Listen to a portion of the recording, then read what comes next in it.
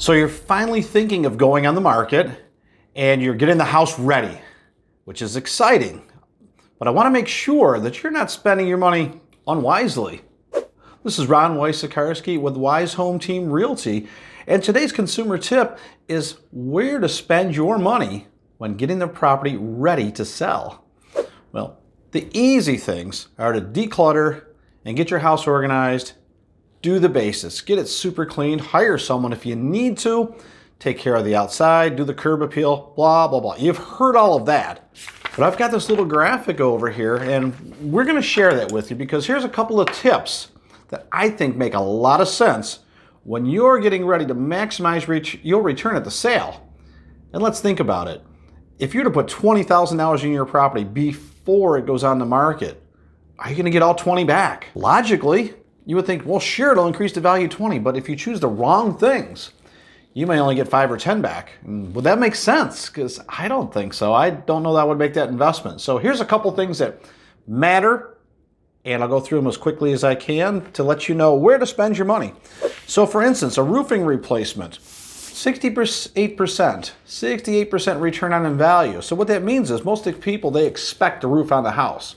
So if you were to invest, this says $22,000, it would add 15 to the resale value. So just chop it in half. You spend 11 grand on a roof, you're gonna get about 7,500 bucks back. However, you open up your pool of buyers to a more move-in ready home. Turnkey is probably the phrase that you hear a lot these days. So if someone looks at your home and it needs a roof, they may not be able to get the right insurance and you may get crossed off the list. So even though the ROI is not dollar for dollar, it's a great add because what you're losing in actual added value, you're gaining back to making the house more ready to sell to more buyers. For instance, if the roof needed replacement, you might be limited to only cash offers, or maybe a consumer who wants to make an offer with a conventional loan that's putting a lot of money down that would have money after closing in order to make that purchase work. And it will affect their insurance if the roof is too old. So roof is certainly something, if you have the money and can take care of that and do it before closing, will absolutely make you more marketable during the sales process. Now, what's another item that we can talk about? Bathroom remodels. Interestingly, the return on investment for a bathroom remodel, and they're estimating 19 grand with a resale return of 13. That's a $6,000 loss. But again, if you're looking to make the house turnkey or renovated to meet today's styles and tastes, 66.7% isn't a bad return on investment for a bathroom remodel. Now, in addition, that might cost you upwards of $40,000 at a resale return of about 50%, 53 they're saying here for 24. So in addition, that may cost you down the road unless you're adding valuable, much needed bathrooms. If you've got a 3-bedroom, 1 bath, that second bathroom may help you. Now, your price is going to vary from market to market and contractor to contractor, but these are some national numbers I want to go over today.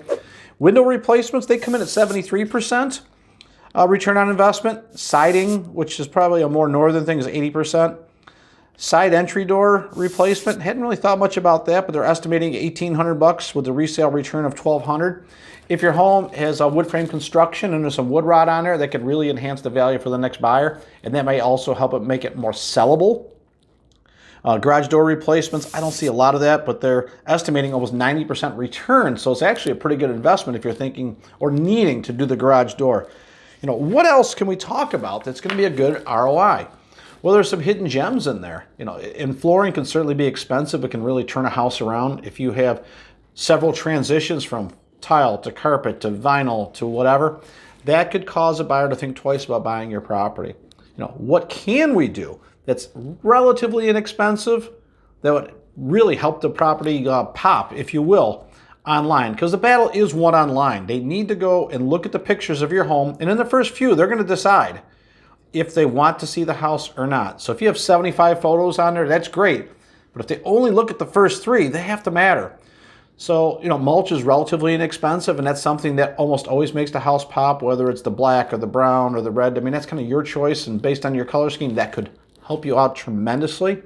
Another thing that's a hidden but a good investment is the epoxy floor finish. The kits are around a couple $100, so for less than $500 if you hire it out or maybe do it yourself over a weekend, do the acid wash, clean that surface, and then put down the epoxy. It really helps out the garage, and if there's a crack or two, it can really kind of smooth it over. As long as it isn't a structural thing you're trying to hide, that would be a problem. But epoxy on the floor is absolutely a good thing. A deep cleaning. If you're not a cleaner, hire a cleaner. For a few $100, it could make all the difference in the sale. Bedrooms and bathrooms, removing all those items in there that are cluttering a place up, it doesn't cost you but time and a little bit of lifting or elbow grease, or hire a handyman to thin it out. Getting a storage unit to remove, 10, 20, 30% of the possessions, since you're moving anyways, to get them out of there, that would also be a great investment, because it might only cost you a couple $100 and some time, and since you're moving anyways, these things are going to matter. For less than $1,000 in many cases, redoing just the things that I've talked about would absolutely make an impact on the sales price that you receive, and it's also not going to turn your bottom line upside down. So these are just a few things that you can do to get the house ready for sale, and of course, there's many more that we can discuss. Give us a call, check us out online, make a comment below, but let us know what we can help you with. This is Ron Weiss-Sikarski at Wise Home Team Realty with some tips on the ROI as you're getting ready to go on the market.